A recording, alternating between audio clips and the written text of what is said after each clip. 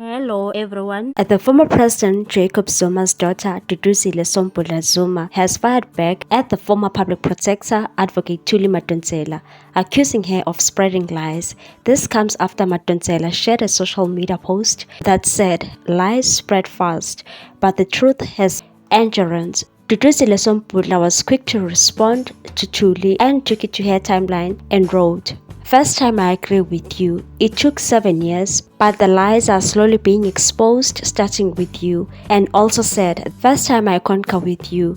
It required 7 years, however, the falsehoods are gradually being uncovered and beginning with you." People had mixed emotions about what she said. One said, "One thing about you don't give up. It's actually your father's lies that are being exposed. One day at a time." Another one said, "Please post your academic achievements. You act like you know so much." According to some trips, Thuli Madonsela has been allegedly attempting to ruin the evidence produced by advocate Busisiwe Mkhwabane, the suspended public protector, concerning the pay of a bribe embarrassment claims. She revealed that she was once scammed on WhatsApp, a person who used her friend's profile to ask money from her.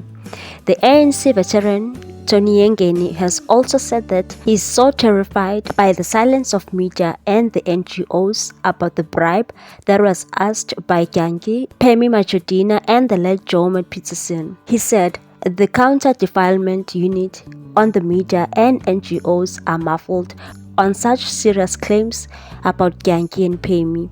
Regularly, they would shout for so much to move to one side and show up before the Trustworthiness Board of Trustees. In any case, these are holy messengers who should be dealt with in an unexpected way. What's your take on this one, people? Thanks for watching. Please subscribe for more news.